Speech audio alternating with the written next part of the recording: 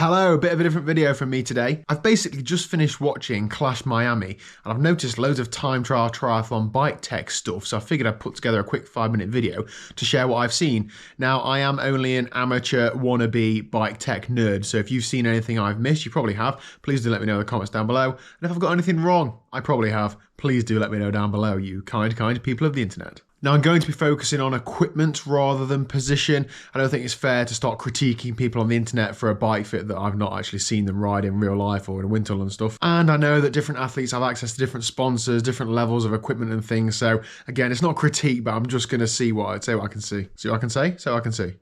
I'm going to talk about bikes. Basically, I'm excited about where the triathlon bike world is going. Let's get stuck into it. So I'm breaking this down by bike. So this is Ashley Gentle. She's riding the help if I know what bike it was. The Scott Plasma, the new Scott Plasma. I actually really like this bike. A few things I want to point out. The extension's really close to her forearms, that's great. The bottom bracket of this bike is massive. It really fills in that void, and we'll come back to that a little bit later on. I also can't be sure, I have tried stalking her Instagram. I'm pretty sure that she's running Tram 12 speed, but that front chainring is an oversized chainring, i.e. I think it's bigger than the biggest off-the-shelf one you can buy. I think you can only buy a 50 tooth off the shelf. That looks like it's at least a 53, 54. We all know chainline efficiency is key, so having a bigger chain ring, and particularly for this sort of event where they're going pretty fast, I think she averaged about 26 miles an hour, is really important.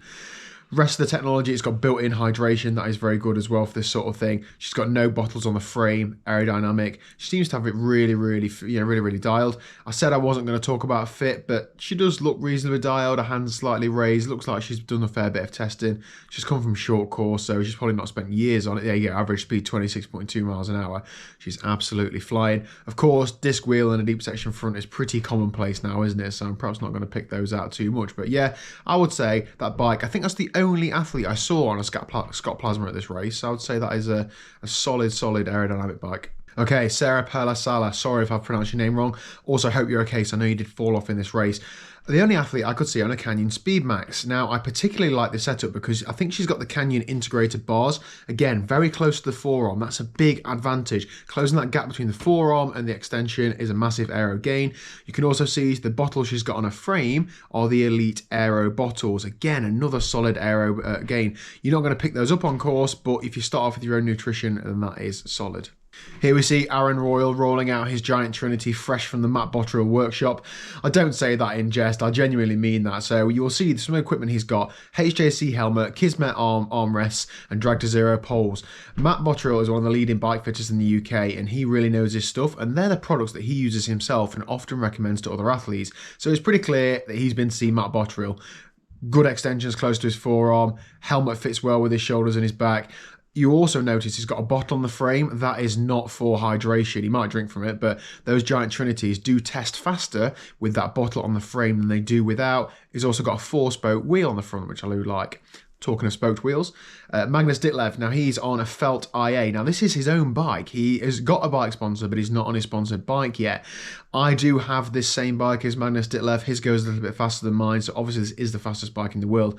He's run a tri-spoke front, disc rear. If anything, his extensions are a little bit low for me, but I said I'm not going to focus on position. They're the Drag to Zero extensions, close to the forearm, and that's pretty much it. He's gone for a pretty simple setup. There's not really anything too fancy. Bottle mount between the armrests, yes, aerodynamic, sometimes that is a gain. It does look like he's got a big scoop from his hands to his head, but he's very fast on a bike, so I'm sure he's tested it. 1x drivetrain. If you're running a 2x setup on this course, you're a bit silly. There's no need for it at all. Good setup. Okay, Trek Speed Concept. This is Ben Canute. Now, we'll come back to a point that I mentioned earlier, the bottom bracket area. Trek have absolutely nailed that. I think if you look there, near the bottom bracket, I think that is a spares box, and it clips on, so it's removable. But the reason that's there is for aerodynamics. You'll see a lot of bike brands, so Pinarello with the Bolide, of course, Trek with this, and there's Scott with the plasma are filling that area near the bottom bracket with either something that's bolted on or whether the frame is extended. You'll see some differences between those bikes that have to race in the World Tour and be UCI legal versus the triathlon bikes like Trek. So Trek probably removed that bottle, that storage box. That's probably okay to use in the World Tour. But for triathlon, you can have that there. I think it's classed as a fairing. Maybe, I don't know really.